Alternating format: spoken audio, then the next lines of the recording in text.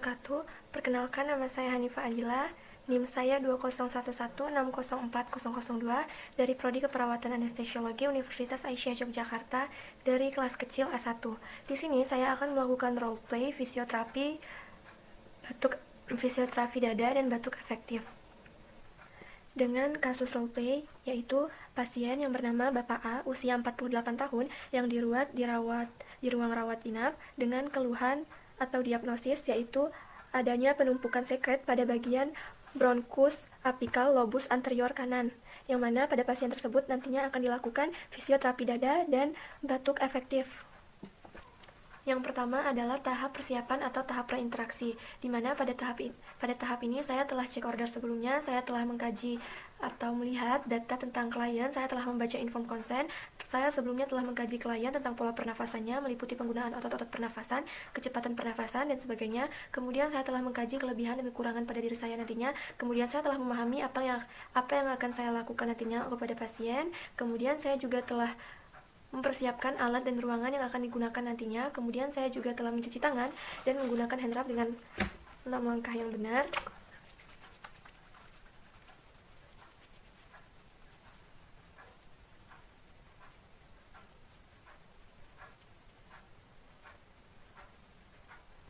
Dan sekarang saya sudah siap untuk bertemu dengan pasien. Assalamualaikum Bapak. Sebelumnya mohon maaf mengganggu waktunya. Perkenalkan, saya penata anestesi Hanifah Adila yang bertugas dari sini dari jam 7 pagi sampai dengan jam 2 siang. Bapak bisa memanggil saya dengan sebutan Hanifah. Nah, kalau boleh tahu nama Bapak siapa ya? Baik, Bapak Andi, usia 45 tahun. Saya cek gelang identitasnya ya Pak ya. Baik, sesuai yang ada di data ya Pak ya. Jadi bagaimana Bapak kabarnya hari ini? Apakah baik-baik. Jadi Bapak semalam sulit tidur karena mengalami batuk-batuk berdahak. Baik. Nah, jadi Bapak, di sini saya akan melakukan fisioterapi dada dan batuk efektif untuk membantu mengurangi sekret yang ada pada bronkus Bapak. Nah, nantinya juga fisioterapi dada dan batuk efektif ini akan berguna untuk membantu Bapak agar dapat bernafas dengan bebas dan tubuh Bapak akan mendapatkan oksigen yang cukup nantinya. Dan nantinya Bapak akan merasa lebih nyaman dan mengurangi penumpukan sekret, bahkan membersihkan sekret dari bronkus Bapak. Kurang lebih waktunya sekitar 15 sampai dengan 17 menit. Apakah Bapak bersedia? Tempatnya di sini saja, Bapak. Alhamdulillah bersedia ya, Pak ya. Nah, sebelum kita melakukan fisioterapi dada dan batuk efektif ini, apakah ada yang ingin Bapak tanyakan? Baik, tidak ada ya, Pak ya. Nah, sebelum kita melakukan fisioterapi dada dan batuk efektif ini, ada baiknya kita membaca doa terlebih dahulu dengan melafazkan basmalah. Bismillahirrahmanirrahim. Sebelumnya, untuk menjaga privasi Bapak, saya akan menutup tiranya ya Pak ya. Nah, sekarang tiranya sudah saya tutup dan privasi Bapak akan tetap terjaga. Nah, kita mulai tahap kerjanya sekarang ya Pak ya. Sebelumnya mohon maaf, saya ingin melakukan auskultasi terlebih dahulu untuk mengecek sekret pada bagian mana yang terjadi penumpukan sekret pada bronkus Bapak. Sebelumnya mohon maaf ya Pak ya. Saya periksa dulu.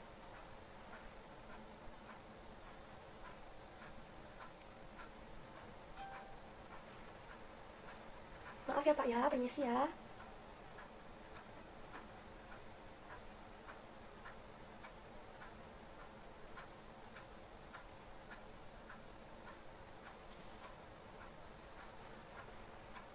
Baik, terima kasih Bapak. Nah, setelah saya periksa, sepertinya Bapak, setelah saya periksa auskultasi tadi, tampaknya Bapak mengalami penumpukan sekret pada bagian bronkus apikal atau lobus anterior di sebelah kanan ya Bapak ya. Nah, dalam melakukan fisioterapi dada ini, yang pertama adalah kita melakukan posisi drainase terlebih dahulu. Karena tadi setelah dilakukan auskultasi, penumpukan sekret Bapak terjadi pada bagian bronkus apikal lobus anterior sebelah kanan, maka kita lakukan posisi drainase dengan bagian bahu itu agak menunduk sedikit ya Pak ya. Mari saya bantu terlebih dahulu. Baik Bapak, agak menunduk sedikit ya pundaknya. Apakah ini sudah nyaman Bapak? Baik, sudah ya Pak ya, sudah nyaman. Nah, nanti posisi ini kita lakukan kurang lebih selama 10 menit. Baik. Nah, kemudian untuk tahapan fisioterapi dada yang kedua yang akan kita lakukan selanjutnya adalah tahapan perkusi atau clapping. Saya akan membantu Bapak.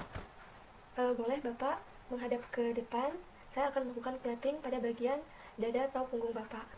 saya akan melakukan clapping pada bagian punggung Bapak atau bagian belakang Bapak terlebih dahulu. Permisi ya Pak ya. Saya akan mulai. Bismillahirrahmanirrahim.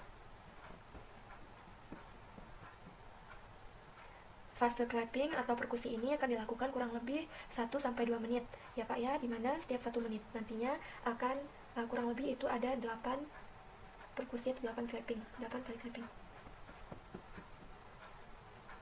Sekali lagi ya Pak ya.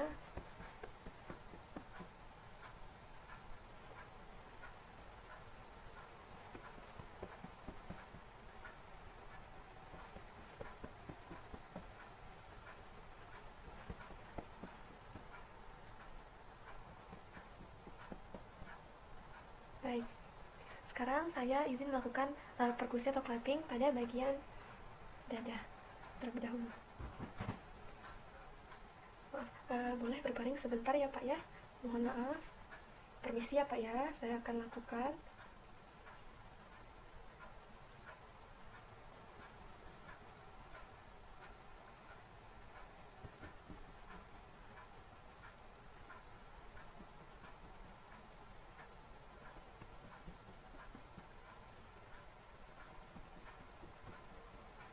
Baik, sudah. Terima kasih Bapak, boleh silahkan duduk kembali. Nah, untuk tahap selanjutnya atau pada tahap ketiga kita akan melakukan vibrasi. Nantinya Bapak boleh nantinya menghirup atau melakukan inspirasi. Kemudian saat Bapak melakukan ekspirasi itu posisi mulutnya agak sedikit tertutup ya Pak ya. Jadi posisi mulutnya itu seperti orang bersiul. Akan saya contohkan.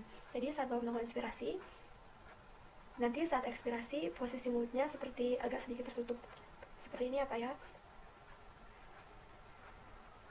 Saat Bapak melakukan inspirasi itu nanti Bapak rasakan seperti udara itu benar-benar masuk dan mengalir ke rongga dada Bapak. Baik, kita mulai ya Pak ya. Permisi ya Pak ya, saya bantu. Dalam hitungan ketiga nanti Bapak inspirasi dan atau menghirup udara. Kemudian untuk selanjutnya, hitungan ketiga selanjutnya Bapak melakukan ekspirasi atau keluarkan terlebih dahulu udaranya ya Pak ya. Baik, hitungan ketiga 1, 2, 3 inspirasi Bapak. Baik, sekarang 1, 2, 3 ekspirasi ya Pak ya. Baik, saya hitung 1, 2, 3 inspirasi, kemudian 1, 2, 3 ekspirasi Pak, buang nafasnya. Sekali lagi Bapak, inspirasi 1, 2, 3, kemudian ekspirasi 1, 2, 3. Saya akan melakukan vibrasi kurang lebih sebanyak 5 kali ya Pak ya, pada bagian bronkus apikal lobus anterior kanan, karena terjadi penumpukan sekretnya pada bagian situ. Oke Bapak, sekali lagi inspirasi Bapak 1, 2, 3 ekspirasi. Baik, sekali lagi Bapak inspirasi 1, 2, 3 ekspirasi. Baik, sudah ya Pak ya, terima kasih. Untuk fisioterapi dadanya sudah selesai. Kemudian kita sebelumnya bagaimana Bapak? Apakah sudah merasa lebih sedikit nyaman untuk pernafasannya?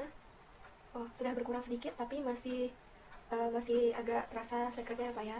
Baik, sekarang kita akan melakukan yang namanya batuk efektif. Nah, selanjutnya kita akan melakukan batuk efektif ya Pak ya. Nanti di sini Bapak akan melakukan pernafasan diafragma atau pernafasan dengan menggunakan abdomen. Nantinya di sini kita akan melakukan tahapan inspirasi dan ekspirasi sebanyak 3-4 kali. Nah, untuk inspirasi yang pertama itu lakukan inspirasi yang seperti biasa, kemudian tahan beberapa detik, kemudian keluarkan ekspirasi secara biasa saja, tapi dengan posisi mulut itu agak sedikit tertutup. Jadi posisi mulut kita seperti orang yang sedang bersiul. Saya contohkan ya Pak ya, inspirasi seperti biasa, kemudian tahan sekitar beberapa detik, kemudian keluarkan dengan posisi mulut agak tertutup rapat. Lakukan secara perlahan. Kemudian untuk yang kedua, lakukan inspirasi, rasakan seperti udara atau oksigen itu benar-benar masuk dan mengalir pada rongga dada Bapak. Rasakan, kemudian tahan, kemudian ekspirasi. Ingat, ekspirasi yang kedua itu dibatukan ya Pak ya. Jadi untuk yang kedua itu inspirasi, rasakan udara masuk ke dalam rongga dada kita, tahan sebentar, kemudian batukan. Oh ya Bapak, jangan lupa juga untuk posisi tangan untuk melakukan pernafasan melalui abdomen atau diafragma itu satu tangannya memegang pada bagian perut dan satu tangan lagi itu memegang pada bagian dada. Kemudian lakukan inspirasi dan ekspirasi seperti yang saya bilang tadi atau seperti yang saya contohkan tadi. Apakah bisa dipahami Bapak? Baik, bisa ya Pak ya, baik kita lakukan. Untuk inspirasi yang pertama, lakukan seperti biasa. Dalam hitungan ketiga, 1, 2, 3, ditahan sebentar. Kemudian, lakukan ekspirasi. Dengan mulut agak sedikit tertutup seperti orang bersiul. Bagus, Bapak. Kemudian, untuk yang kedua, jangan lupa untuk ekspirasinya dibatukan ya, Pak ya. Terus, saya akan bantu untuk memegang tempat sekretnya.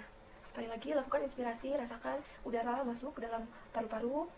Kemudian, lakukan ekspirasi secara perlahan dan jangan lupa dibatukan. Inspirasi, tahan, lalu ekspirasi. Oke, bagus. Sekali lagi Bapak, inspirasi seperti biasa, ekspirasi seperti biasa, tahan sebentar, lalu keluarkan. Kemudian yang kedua, untuk ekspirasi jangan lupa dibatukan. Lakukan inspirasi, tahan, lalu batukan. Baik, bagus ya Pak ya. Nah, alhamdulillah. Bagaimana Bapak? Boleh istirahat sebentar ya Pak ya. Bagaimana, apakah sudah merasa mendingan? Alhamdulillah, sudah sedikit mendingan ya Pak ya. Nah, kalau begitu saya akan melakukan auskultasi terlebih dahulu untuk mengecek apakah sekret pada bronkus apikal lobus anterior kanan Bapak itu sudah sedikit berkurang. Saya akan cek terlebih dahulu ya Pak ya.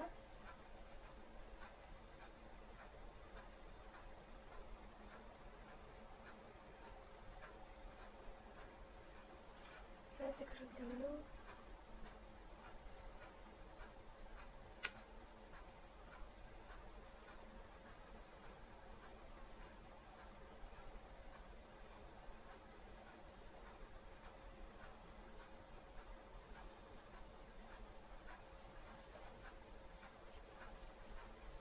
Alhamdulillah, sepertinya sekret pada bronkus Bapak itu sudah jauh lebih baik daripada sebelumnya. Nah,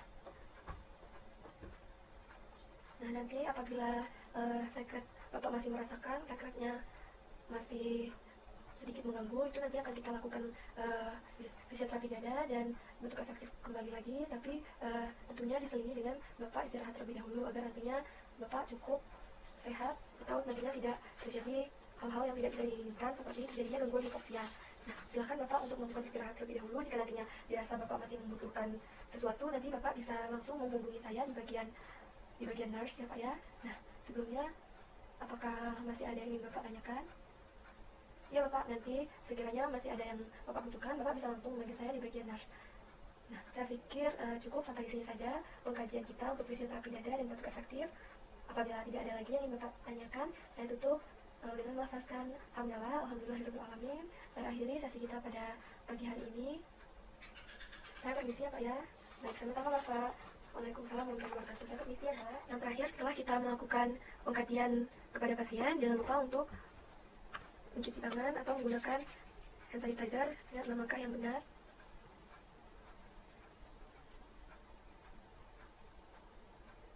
Nah, setelah itu kita lakukan tahap dokumentasi.